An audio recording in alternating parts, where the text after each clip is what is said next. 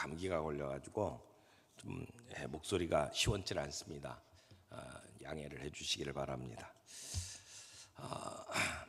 두려움은 우리의 시선을 빼앗아갑니다. 두려움이 갑자기 우리에게 찾아오면, 그래서 평온하던 밤이 풍랑이 있는 것처럼 바뀌고, 그러면 여러 가지 예기치 못한 일들이 우리 문제들로 다가오기 시작을 합니다. 그게 질병이든 또 경제적인 위기든 또 인간관계든 불안한 미래든 그 어떤 것이든 간에 우리를 두렵게 하는 것들이 있습니다. 여러분을 두렵게 하는 요소는 무엇입니까? 그런데 두려움이라고 하는 것이 단순히 두려움의 감정으로만 우리의 그 감정으로 자리를 잡는 것뿐만이 아니고, 복음이 자리 잡아야 할 곳에 다른 곳을 두는 결과로 두려움이 우리에게 찾아오는 경우들이 많이 있습니다.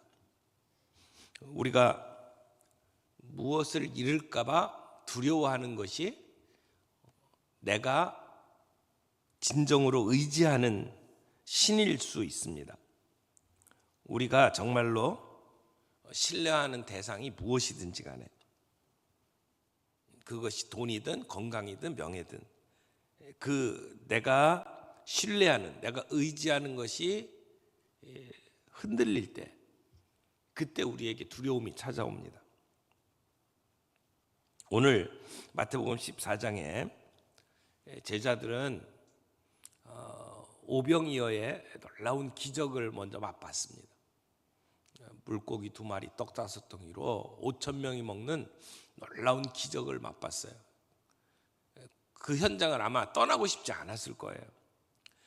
너무 기뻐서 그 자리에 계속 즐기고 싶어서 머물고 싶었을 것입니다. 그런데 주님이 먼저 떠나라고 했어요.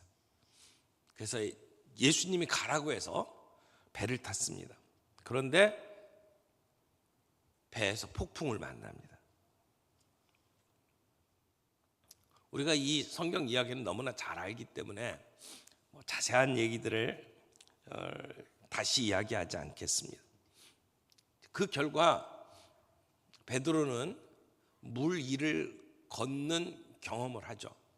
비록 물에 빠졌지만, 비록 물에 빠져서 살려달라고 했지만, 일단 그 다른 제자들하고 달리 물 위를 걷는 놀라운 기적을 경험을 합니다. 그리고 나서 바람을 보고 물속에 빠지게 됩니다. 오늘 이 이야기 속에서 본문이 우리에게 주는 질문은 우리의 시선이 어디에 있느냐라고 하는 것입니다. 오늘 우리가 믿음의 주요 온전케 하시는 예수를 바라보자 라고 하는 표어를 가지고 함께 2026년도를 살아갑니다. 그런데 그렇게 살아가기로 작정한 우리의 시선은 정작 어디에 있느냐라고 하는 것입니다.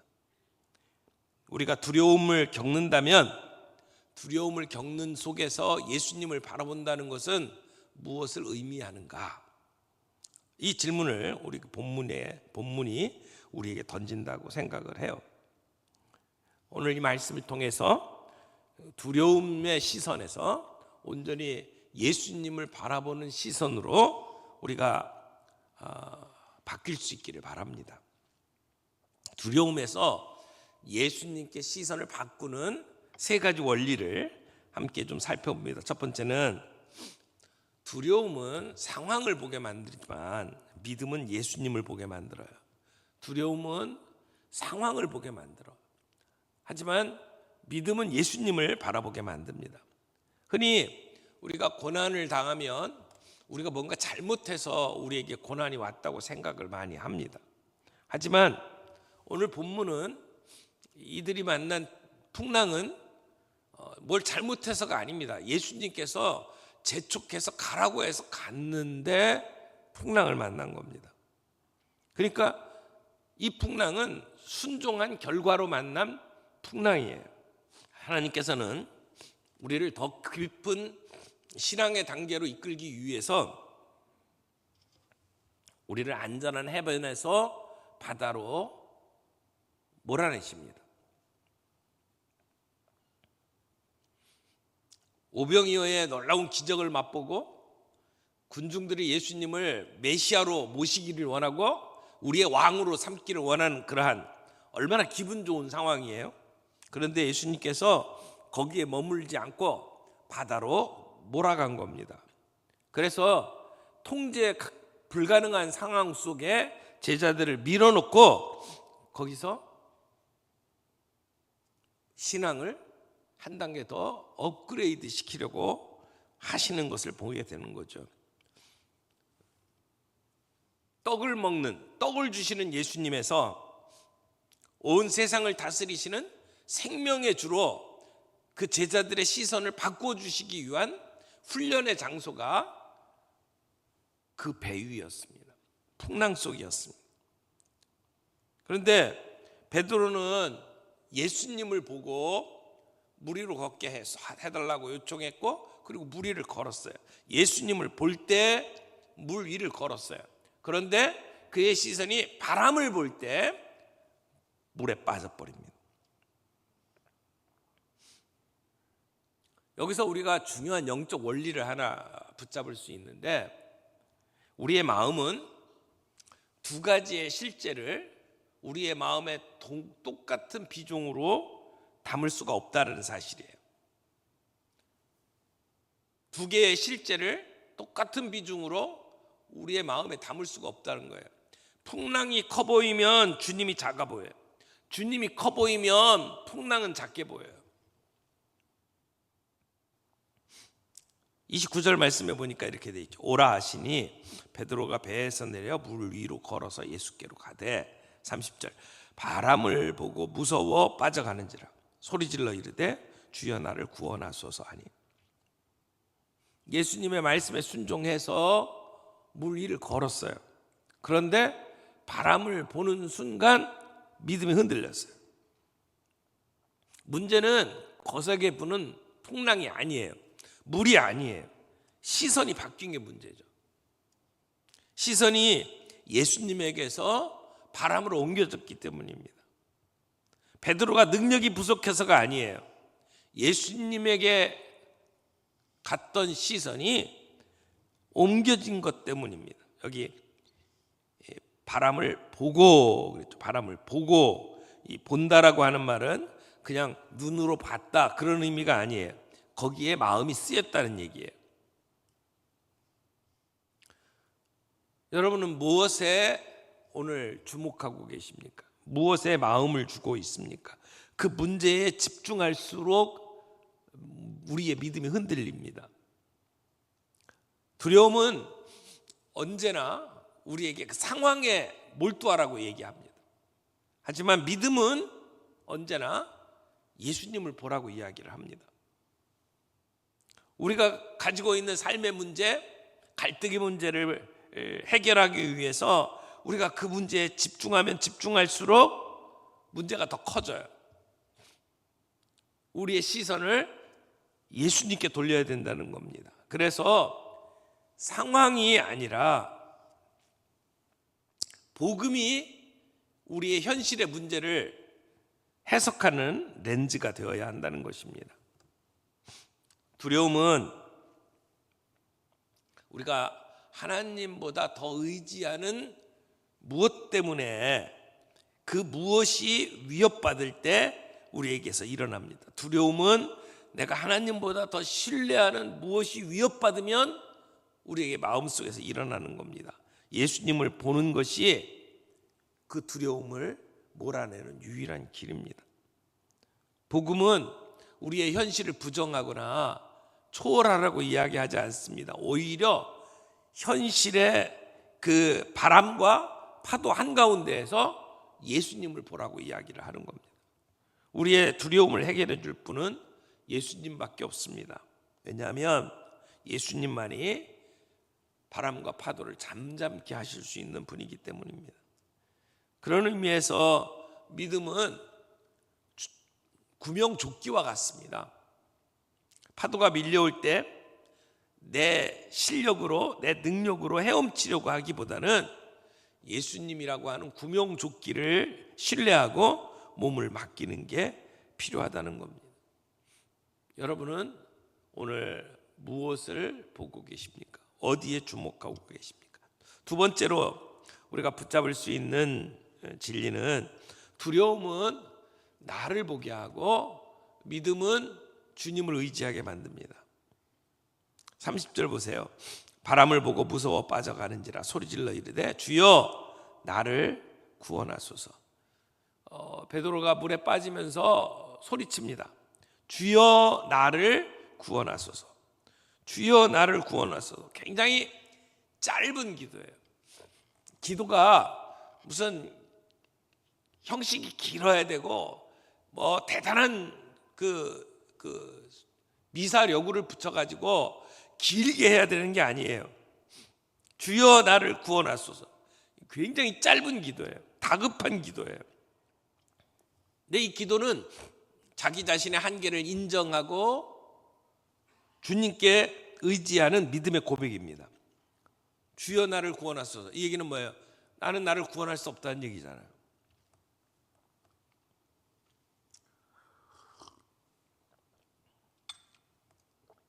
나는 나를 구원할 수가 없어요.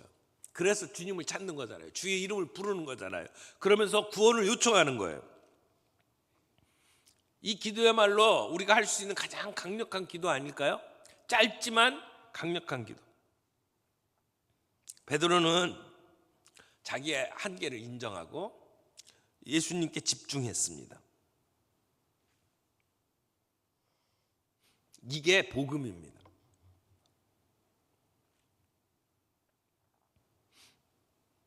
네가 할 수 있다라고 말하는 게 아니에요. 그분이 하신다라고 말을 하는 거죠.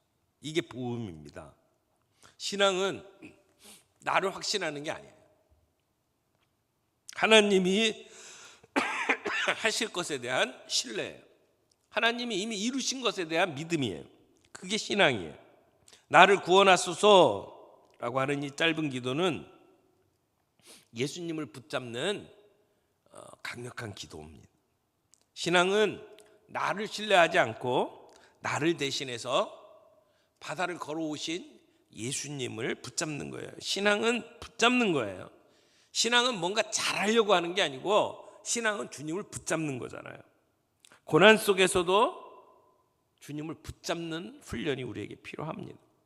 어린아이가 넘어질 때 스스로 일어나려고 애를 쓰는 것보다는 부모님에게 손을 내밀 때 가장 빨리 일어설 수 있습니다. 신앙도 마찬가지예요. 우리 신앙의 위기에서 나는 못합니다. 주님은 할 수 있지 않습니까? 나를 구원해 주십시오. 주여 나를 구원하소서 라고 하는 기도가 우리의 신앙을 회복해야 하는 출발점이라고 믿습니다. 여러분은 혼자서 해결하려고 하십니까? 아니면 주님께 손을 내밀고 계십니까? 세 번째로, 두려움은 우리를 가라앉히고 믿음은 우리를 붙듭니다. 31절 보겠습니다. 31절, 예수께서 즉시 손을 내밀어 그를 붙잡으시며 이르시되 믿음이 작은 자여 왜 의심하였느냐 하시고, 예수님은 즉시 손을 내밀어서 베드로를 붙잡았습니다. 실패한 사람에게 내미는 은혜의 손이죠. 예수님은 책망하지 않았어요. 질문하셨어요. 왜 의심하느냐? 질문하십니다. 예수님은 베드로가 그런 실패를 경험한 다음에 더 큰 믿음의 자리로 초청을 하시는 겁니다. 꾸짖는 대신에 믿음을 붙잡아라 라고 초대를 하시는 겁니다.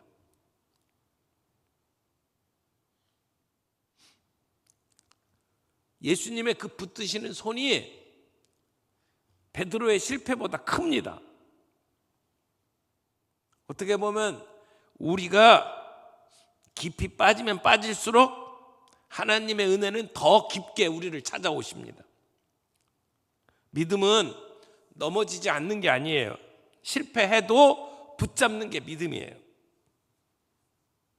신앙은 완벽한 항해를 하는 게 아니에요. 폭풍 속에서도 붙드는 손이 있다는 사실을 믿는 것입니다. 예수님은 베드로가 실패했기 때문에 손을 내민 게 아니라 예수님의 신실하심 때문에 베드로에게 손을 내미신 겁니다. 주님의 구원의 손길은 우리의 실패보다 큽니다. 우리의 실수보다 강합니다. 이 은혜가 두려움 속에서 우리를 붙드는 능력이 되기를 바랍니다. 여러분, 수영 같은 그 운동을 배울 때 처음에 물에 뜨지 못하는 애가 이렇게 판을 붙잡고 이제 수영을 배우잖아요.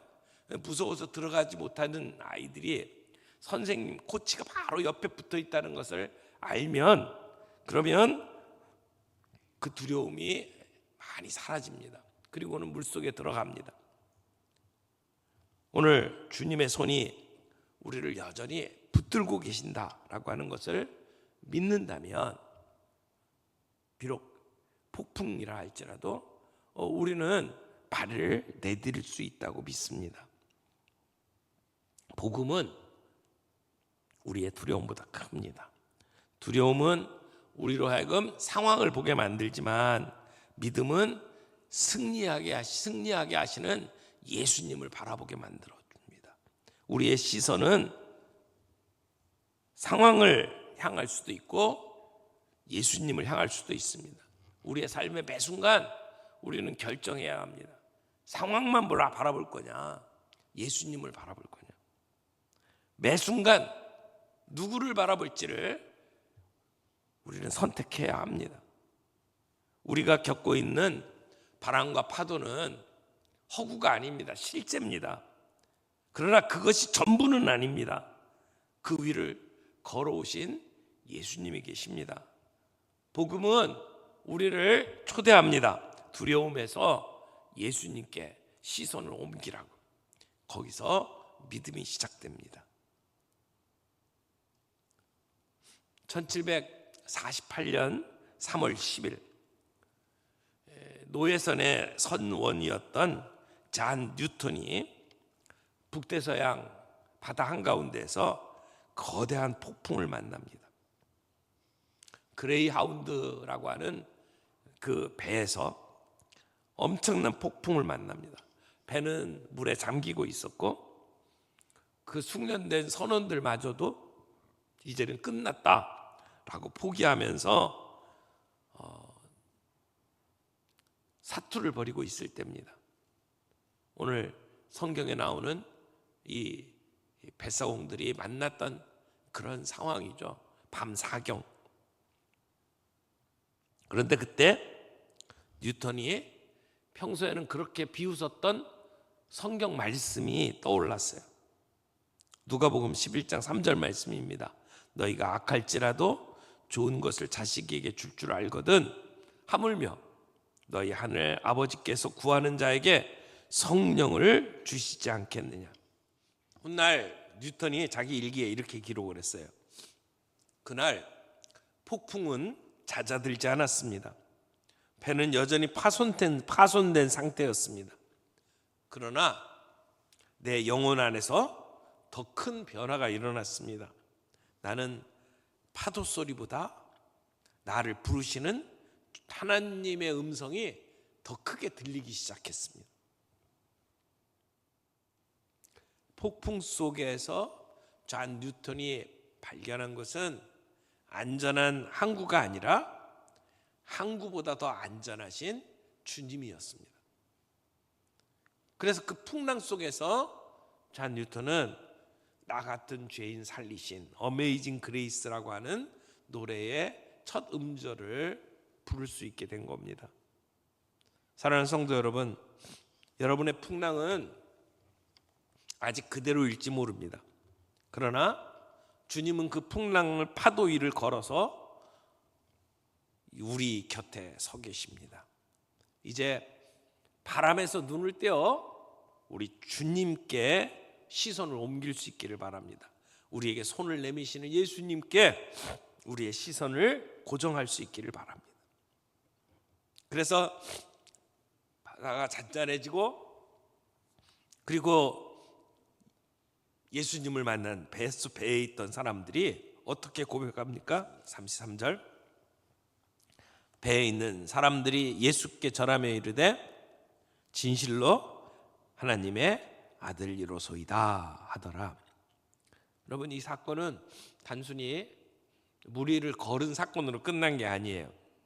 배 안에 있던 모든 사람이 예수님이 누구신지를 깊이 깨닫는 고백의 자리가 되었습니다. 예배의 자리가 되었습니다.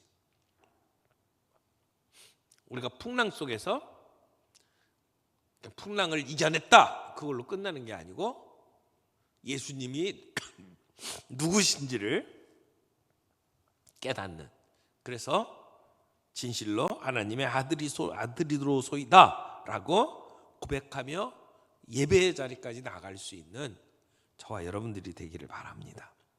이번 한 주간 우리가 예수를 바라보면서 우리의 시선을 주님께 맞추면서 살아갈 수 있는 연습을 계속 좀 했으면 좋겠어요. 우리의 시선을 계속 예수님께 맞춰보는 어떤 루틴을 좀 만들어 보시기를 바라요. 우리가 주일날 예배 시간에 찬양하기 전에 30초간 예수님을 바라보는 묵상의 시간을 갖잖아요. 그것처럼 우리의 매일매일의 삶 속에 적어도 하루에 3번, 어느 시간을 정하셔도 괜찮아요. 아침에 눈을 떴을 때, 바로 잠자기 직전에, 식사할 때, 언제든지 하루에 3번 이상 우리를 붙드시고 우리에게 손을 내미시는 주님께 우리의 시선을 고정하는 그러한 시간을 30초라도 묵상할 수 있는 시간을 한번 가져보시기를 바랍니다. 그리고 두려운 일이 생기면 그 즉시 베드로가 짧게 기도했던 것처럼 주여 나를 구원하소서, 주여 나를 구원하소서, 그렇게 외치면서 주님을 붙잡는 루틴을 만들어 보시길 바랍니다. 두려움이 찾아올 때 나에게 이렇게 한번 질문을 해보세요. 나는 지금 무엇을 보고 있는가? 내 시선은 어디에 있는가? 내가 다루고 있는 이 문제에 그냥 눈을 떼지 못하고 있는 것 아닌가? 내가 정말 주님을 바라보고 있는가? 의식적으로 예수님을 보는 선택을 하고 우리의 시선을 전환할 수 있기를 바랍니다. 매일 아침 거울을 볼 때에도, 내 모습을 볼 때에도 오늘도 저는 주님을 바라보겠습니다, 그렇게 선포할 수 있기를 바랍니다. 그래서 우리의 마음속에 스물스물 기어들 들어오는 그런 두려움의 순간마다 다시 복음을 듣기를 바라요. 주님을 바라보기를 바라요. 예수님이 나를 위해서 죽으셨고 지금도 나를 위해서 살아계신다. 그 주님이 나에게 손을 내미신다. 그 주님을 바라보자. 그렇게 우리의 시선을 주님께 돌리는 그런 연습이 계속되고 그런 습관이 생기고, 그렇게 주님을 만나면서 주님이 어떤 분이신지를 더 깊이 알아가는, 더 성숙한 믿음의 자리로 나아가는 저와 여러분들이 되기를 바랍니다. 우리 찬양 하나 같이 하겠는데요. 시선이라는 찬양, 여러분 우리 연초부터 계속 부르고 있는데 이제 이 시선 찬양은 좀 다 외워서 부를 수 있으면 좋겠어요. 내게로부터 눈을 들어 주를 보기 시작할 때 주의 일을 보겠네. 내 작은 마음 돌이키사 하늘의 꿈 꾸게 하네. 주님을 볼 때 모든 시선을 주님께 드리고 살아계신 하나님을 느낄 때 내 삶은 주의 역사가 되고 하나님이 일하기 시작하네. 같이 찬양하겠습니다.